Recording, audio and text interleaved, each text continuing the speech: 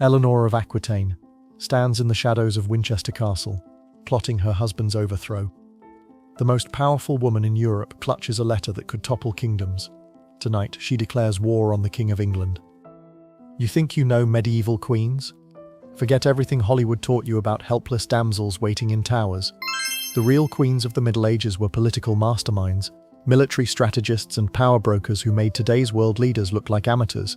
We're talking about women who commanded armies, manipulated popes, and literally rewrote the rules of power. They survived assassination attempts, staged coups, and built empires that lasted centuries. These weren't just pretty faces in crowns, they were the original CEOs, running medieval corporations worth billions in today's money. But here's what your history textbooks never told you. Their greatest weapon wasn't beauty or charm, it was something far more dangerous. Something that medieval chroniclers, all male by the way, tried desperately to hide from history.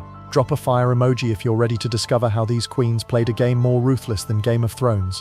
Because trust me, what you're about to learn will completely change how you see medieval women forever. But first, we need to go back to 1173, when one queen's secret plan almost destroyed the entire English monarchy. Eleanor of Aquitaine isn't just any queen. She's the richest woman in Europe, controlling more land than the King of France. But in 1173, she's trapped in a marriage that's become a prison. Her husband, Henry II of England, treats her like a political ornament. Big mistake. See, Eleanor isn't just wealthy, she's been playing the political game since she was 15. She's already been married to one king, divorced him when he couldn't satisfy her ambitions, and immediately married another. She's like a medieval version of a tech mogul, constantly acquiring new territories and influence. But here's where it gets insane. While Henry's off conquering Ireland, Eleanor is secretly building a network, not just of nobles or knights. She's recruiting her own sons to overthrow their father. Imagine if Elon Musk's wife convinced his children to stage a corporate takeover.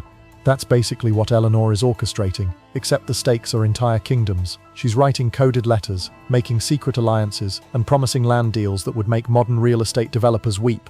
Her youngest son, John, he's already on board. Richard, her favorite, he's practically foaming at the mouth for his inheritance. But Eleanor knows something that will make your jaw drop. She's discovered Henry's weakness, and it's not what you think. Here's Eleanor's secret weapon. She understands something that won't be formally recognized for another 800 years. Information is power, and she's built the medieval equivalent of social media.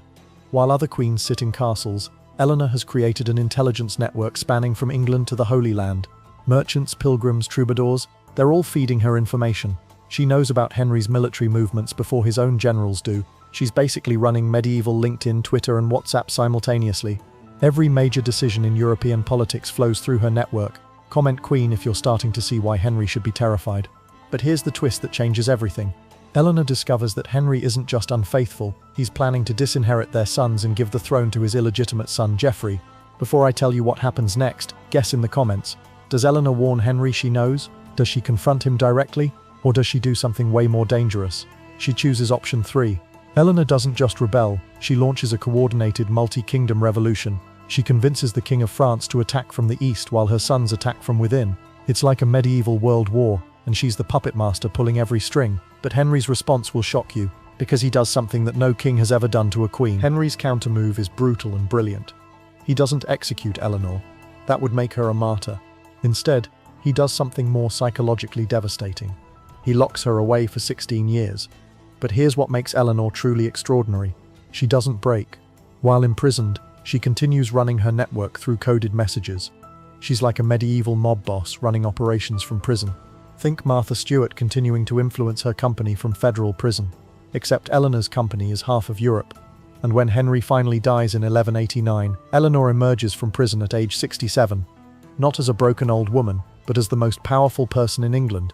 Her first act, she immediately frees all of Henry's political prisoners and starts a royal tour that's basically a medieval PR campaign. Team Eleanor or Team Henry? Drop your choice below and tell me why. But Eleanor's endgame reveals the truth about medieval queens that historians tried to hide. She doesn't just want power for herself, she's rewriting the entire system. She establishes courts of love, promotes literacy among women, and creates the first international women's rights movement. By the time she dies at 82, Eleanor has created something that will outlast every king and kingdom. But what she built won't be fully understood until we discover a document hidden in a French monastery for 700 years. That hidden document? Eleanor's personal letters, discovered in 1901, revealing the true scope of her network. She didn't just rule territories, she created the first international intelligence service run by women. Medieval queens weren't powerless. They were operating a shadow government that influenced everything from crusades to trade routes. Sound familiar? Today's most powerful women, from tech CEOs to political leaders, are using Eleanor's playbook.